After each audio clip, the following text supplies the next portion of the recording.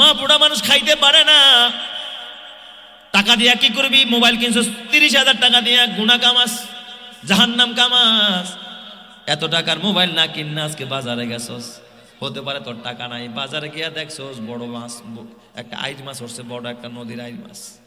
তুই দেখছস তোর মা বুড়া হয়ে গেছে, এখন খানা মজা লাগে না, এই আইর মাছটা কিনছস, যেটা একটা আইর মাছ। তোর নিয়ত হলো আমার মা খাইতে পারে না, বুড়া মারে নি, আজকে খুশি করবো।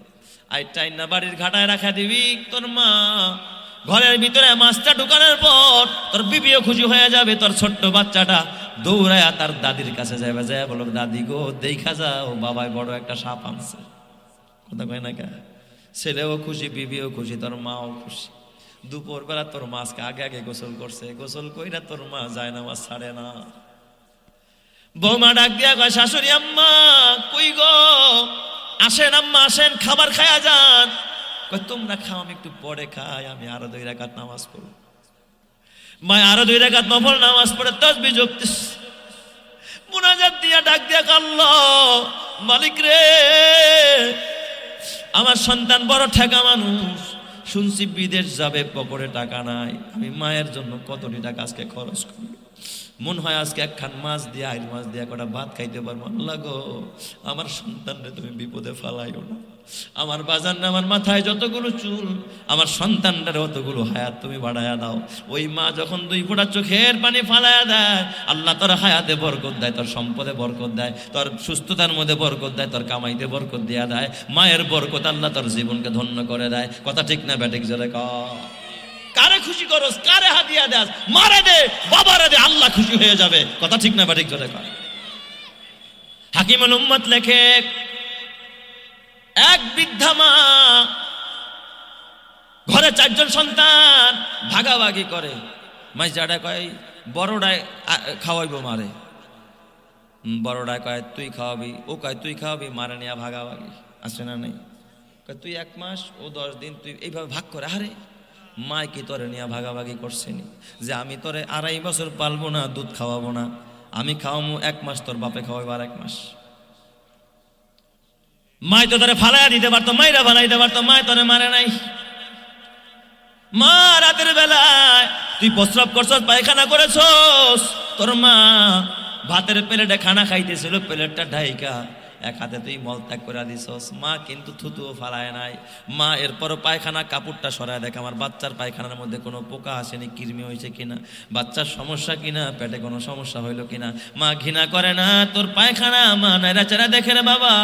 আর আজকে ওই মা থুতু ফালাই রে, তোর বিবি রাগ করে, এই বেসিনের মধ্যে পানের পিক ফালাইছে, তোমার মায়া কাম করে, বুড়া মানুষ বোঝে না, পায়খানা নোংরা করে ফালা, আমি আর পরিষ্কার করতে পারবো না। আমি বলি ও কপাল পোড়া, তুই তো তোর মার পায়খানা নয়, তুই তো তোর মার বুকটারে নাপাক করে দিছস, পায়খানা করে প্রস্রাব করে মার কাপড়টারে নাপাক করছস। মা তো তোরে কুল থেকে ধাক্কা মেরা ফালায় দেয় নাই। আজকে মা তোর ঘরের মধ্যে পায়খানা, একটু পায়খানা করতে গিয়া সাইডে লাগায় ফেলছে, বেসিনে পানের পিক ফালাইছে, মারে তুই পিক দাস, আলাদা ঘর বানায় দিতে কস। কসম আল্লাহর, আমার জানাশোনা বোধ সত্ত্বে একজন প্রবাসী ভাই বাড়ি করছে, সুন্দর টাইলস করে, অনেক দামি বাড়ি করছে, বহু টাকা লাগায়া। এখন মা তো নোংরা মানুষ, ওই যে টাকটি ব্যবহার করতো, স্যানিটারি বাথরুম ব্যবহার করার নিয়ম জানে না, বসতে গিয়ে অনেক সময় প্যানের মুখের মধ্যে পায়খানা লাগায় ফালায়, এটা লাগায়, এটা বিবির সহ্য হয় না, বমি করে নাকি, গন্ধ হয়, কয় তোমার মার জন্য আলাদা ঘর করে দাও। গরুর ঘরের পাশে একটা ছাপড়া উঠায় দিছে মার জন্য।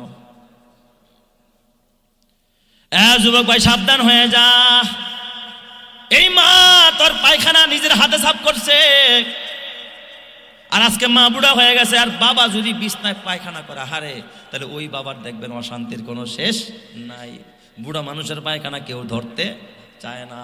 যদি অসুস্থ হয়ে যায়, অসুস্থ মা আর অসুস্থ বাবা, কসম দিয়া বলি, কোনো বৌমা যদি তার শ্বশুরের পায়খানাটা নিজের হাতে সাফ করে, আল্লাহ তাআলা তার গুনাহগুলোর সাফ করে পবিত্র বানায় জান্নাতে করে দিবে। সুবহানাল্লাহ। ও মা, জান্নাতের আশায় সাফ করো মা। ও দুনিয়ার বৌমারা বেজার হয় না, রাগ করো না। শ্বশুর শাশুড়ি বড় নিয়ামত, মা বাবা যেমন নিয়ামত, শ্বশুর শাশুড়িও তেমন নিয়ামত। একটু খেদমত কইরো, নিজের মা বানায় নিও, নিজের বাবা বানায় নিও, ঘরটারে জান্নাতের ঘর বানায় দিবেন কে? বলেন তো আল্লাহ পারে কি পারে না?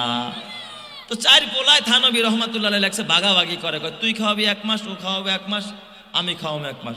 16 টাকা আমার কামাই না, আমি খাওয়াইতে পারবো না, তোমরা খাওয়াও। মায় তোরে বেশি পালছে না, তুই বড়, তুই পালের আবাল, বড়ডারের মানুষ তো আবাল করে ডাকে, তাই না? ঠিক কিনা জোরে কন? তুই বেশি খাইছস, তুই মারে খাওয়াবি, আমরা খাওয়াবো না। বড় ভাই ডাক দিয়া কয় ঠিক আছে, তখন তিনজনের কেউ খাওয়ানো লাগবে না, আমি একা খাওয়াবো, যা সম্পদও লাগবে না, মার সম্পদের ভাগ আমি চাই না, আমি আমার মারে আমার ঘরে নিয়ে গেলাম, আর তখন 3 ভাইয়ের সম্পদ দিয়া দিলাম। 3 জনের ভাগ বাটোয়ারা করে সম্পদ দিয়েছে। আমার তো আমার এই বুঝে না, দেখছ, মারে খাওয়াইবো এখন সম্পদে ছেড়া দিছে, দেহি খরাত করে খাইও। 3 ভাই বড় খুশি, বউ নিয়া ঘরে এদিকে ওদিকে যায়, বড় আড্ডা করে। মা নাই, এখন আর ঘরের মধ্যে টাউ করার মানুষ নাই, বড়ডার ঘরে দিয়া দিছে, গরুডার ঘরে দিয়া দিছে, মানে বড়ডার ঘরে বড়ডার গরু কয় আর কি, ও তো বোঝে না। আর পালের বড় যেটা থাকে সবচেয়ে কষ্ট করে, সেটা বেশি। তো এই ভাই মারে নিয়ে গেছে, মারে নিয়ে খাওয়ায়, এই দিকটা ঘরের মধ্যে আরো 3টা বাচ্চা কামাই রুজি তেমন করতে পারে না, মার খেদমত করে। ঘরের মধ্যে অভাব আর অভাব যায় না। বিবি ডাক দিয়া কয়, স্বামী গো, যতই অভাব থাকুক হারাম কামাই করবা না, হারাম খামু না, না খায়া থাকবো, ঘরে হারাম আনবা না। বিবিও বড় পরহেজগার, স্বামীও বড় পরহেজগার। হঠাৎ করে স্বামী স্ত্রী অভাবের সংসার শুরু হয়ে গেছে। মা তো ঘরের মধ্যে, মা নামাজের মধ্যে দাঁড়ায় আল্লাহ ডাক দেখ, আল্লাহ আমার সন্তানটা ছোটবেলা থেকে কষ্ট করেছে রে আল্লাহ, আজকে আমি মারে নিল, অন্যরা আমারে নিল না, সম্পদ নিল, আর আমার এই সন্তান শুধু আমি মারে নিল। আল্লাহ আমার সন্তানের সম্পদে তুমি বরকত দিয়া দাও। চিৎকার মেরে কন আল্লাহু আকবার। মায়ের দোয়া কবুল করে কে? মা যে সদায় আমার পাশে, সুখে দুঃখে থাকতো বসে, মাঝে সদায় আমার পাশে, সুখে দুঃখে থাকতো বসে, সে মায়াজি আমায় ছেড়ে চলে গেছে তোমার কাছে। হে প্রভু তুলেছি হাত, তুমি তারে দাও গো নাজাত, করে নাও আপন। হে প্রভু তুমিও তারে তোমার আরশ ছায়া নিরে করিও লালন, মাকে করিও লালন।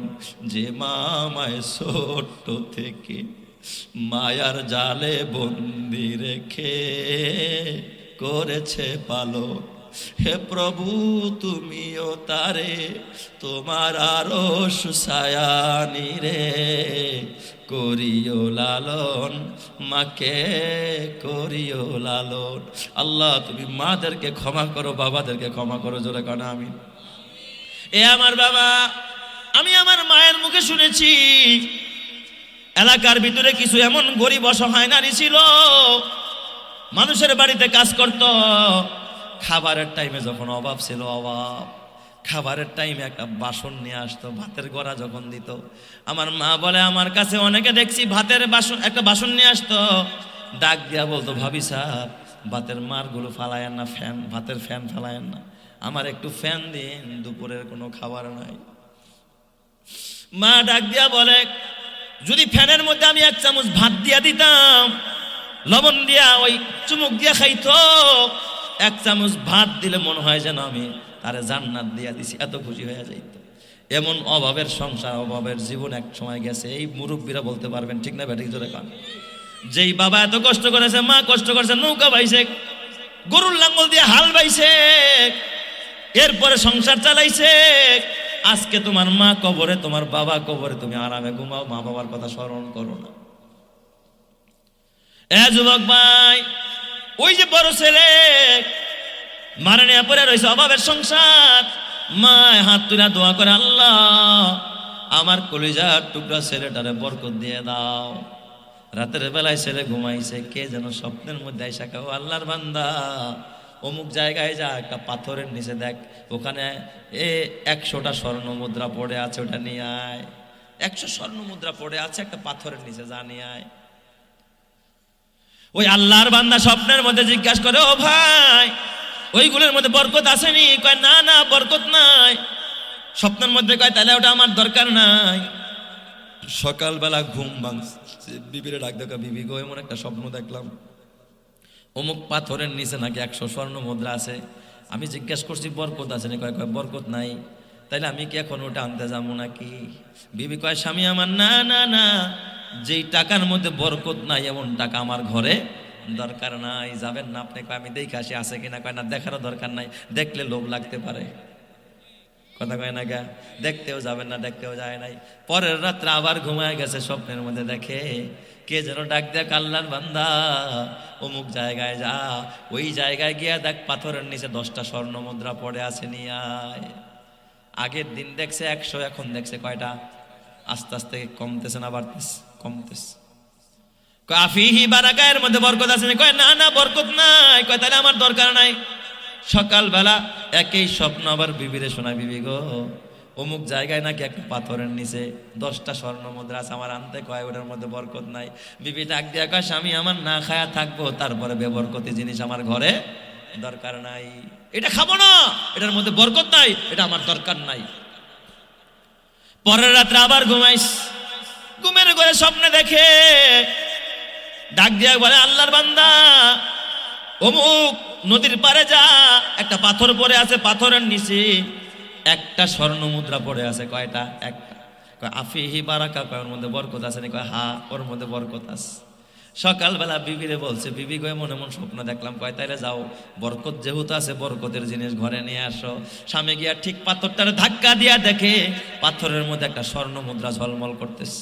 সুবহানাল্লাহ জোরে কর সবাই। বরকত দেওয়ার মালিক কে? আল্লাহ। এই স্বর্ণ মুদ্রাটা নিয়ে যখন রাস্তা দিয়ে রওনা করছে, এক জেলে নদী থেকে মাছ উঠাইছে, বিশাল বড় মাছ। এখন এই মাছ বিক্রি করবে জেলে, বড় মাছ তো কিনতে হইলে টাকাও তো কি লাগে? বড় লাগে। স্বর্ণ মুদ্রা মানুষ পাবে কোথায়? ওই জেলে ডাক দিয়া কয়, আমার মাছের মূল্য একটা স্বর্ণ মুদ্রা, যদি কেউ নিতে চাও একটা স্বর্ণ মুদ্রা ছাড়া আমার মাছ দিব না। ছেলে ডাক দিয়া কয়, আমার মা গরিব মানুষ, বড় মাছ খাওয়াইতে পারি নাই, একটা স্বর্ণ মুদ্রা পাই না, মায়ের দোয়ার বরকতে তাইলে মাছটা মান লেগা কিনা লয়া যায়। মাছটা কিনা যখন বাড়িতে নিয়ে গেছে, বিবিরে কয়, বিবি মাছটা কাটো। বিবি মাছটা কাটতে গিয়ে দেখে পেটের মধ্যে 2টা মুক্তার দানা পড়ে আছে। চিৎকার মেরে কান্না আল্লাহু আকবার, আরো জোরে বলেন আল্লাহু আকবার। 2টা মুক্তার দানা পড়ে আছে। মাছ কাটার পর বিবি স্বামীরে দেখায়, স্বামী গো এই যে মুক্তা দেখা যায় মাছের পেটের ভিতরে, স্বামী বেচারায় স্বর্ণকার আর পোদ্দার যারা স্বর্ণ চেনে এদেরকে ডাকাইস। দেখা আরে তো একটা মুক্তা মানে 7 রাজার ধন, এত সম্পদ তুমি কই পেলে? কই এই সম্পদ মার্কেটে বেচতে পারবে না, দোকানে বেচতে পারবে না, বাদশার কাছে নিয়ে যাও। বাদশার কাছে নিয়ে গেছে, বাদশা তাকে একটা উট ভৈরা, এ বাবা দিনার দিরহাম এবং মণি মুক্তা দিয়া একটা উট ভৈরা তাকে স্বর্ণ মুদ্রা দিয়া দিছে। একটা উট ভৈরা মাল ভৈরা তো বলছে তুমি বাসায় নিয়ে যাও, একটা স্বর্ণ মুদ্রা, একটা মুক্তার মূল্য তারে দিয়া দিছে। জোরে কোন সুবহানাল্লাহ। বাসায় নিয়ে আসছে।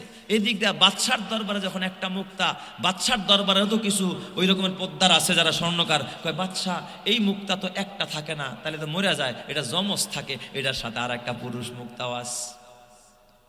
কয় ডাকাও ওই ছেলেটারে, ডাকাও। ডাকা আরেকটা আছে? কয় হ্যাঁ আরেকটা আছে। কয় ওটা দাও। কয় ওটা কত দিবেন? প্রথমটা তো 1 উট ভরে দিয়েছেন, কয় কত চাও? এবার ওই ছেলে ডাক দিয়া কয় 1 উট ভরা দিলে হবে না, আমার 10 উট বোঝাই করে স্বর্ণ মুদ্রা দিতে হবে। বাদশাহ কয় 10 উট ভরা তোমার স্বর্ণ মুদ্রা দিয়া দেবো। 10টা উট বইরা স্বর্ণ মুদ্রা দিয়া দিছে, বাড়িতে নিয়ে গেছে। আল্লাহ এত বরকত দিছে, এখন ওই 3 জন খালি আফসোস করে, হায় হায় মারে হারাইলাম, বরকত হারাইলাম, ঘরে শান্তি নাই। বিবি ভাইগা গেছে আর একটার হাত ধরা, ছেলে একটা অসুস্থ, মেয়ে কথা শোনে না, এই জন্য তার হাতে পায়ে ধরা বলে যায়, বাবা মারে অবহেলা করিস না, বাবারে অবহেলা করিস না। মা বাবা ঘরের নেয়ামত, মা বাবা ঘরের সম্পদ, এই সম্পদরে ধরে রাখ, এই বরকতরে ধরে রাখ, তোর ঘরকে জান্নাতি ঘর বানায়া দিবেন যিনি, তিনি কে? আরো জোরে বলেন তিনি কে? আল্লাহ তাআলা আমাদের সকলকে আজকে যেই সংক্ষিপ্ত আকারে কিছু কথা বললাম, এর প্রতি আমাকে এবং আপনাদের সকলকে আমলের তৌফিক দান করুক, সকলেই বলি আমিন। আল্লাহ যেন এই কবরবাসীকে মাফ করে, এই মাদ্রাসাকে আল্লাহ তাআলা কবুল করে। আপনারা যারা কষ্ট করে এই শীতের মধ্যে বসে বসে বয়ানগুলো শুনলেন, আল্লাহ যেন আপনাদেরকেও কবুল করে, সকলেই বলি আমিন। আমরা একটু তওবা করে নেই, দোয়া হবে। আস্তাগফিরুল্লাহ আস্তাগফিরুল্লাহ রাব্বি মিন কুল্লি যামবি ওয়া আতুবু ইলাইহি লা হাওলা ওয়ালা কুওয়াতা ইল্লা বিল্লাহিল আলিয়্যিল আযীম। আস্তাগফিরুল্লাহ রাব্বি মিন কুল্লি যামবি ওয়া আতুবু ইলাইহি লা হাওলা ওয়ালা কুওয়াতা ইল্লা বিল্লাহিল আলিয়্যিল আযীম। আলহামদুলিল্লাহি রাব্বিল আলামিন। আল্লাহুম্মা আমিন। রব্বানা যালামনা আনফুসানা ওয়া ইল্লাম তাগফির লানা ওয়া তারহামনা লানাকুনান্না মিনাল খাসিরিন। রব্বুল আলামিন, আয় পরওয়ারদিগারে আলম, আমি তো গুনাহগার, তুমি তো গফফার। আয় আল্লাহ, গফফার ও গফুর নামের উসিলায় আমাদের সকলের দোয়াকে তুমি কবুল করে নাও। আয় আল্লাহ, আমরা যারা হাত বাড়াইছি অনেকের মা নাই, বাবা নাই।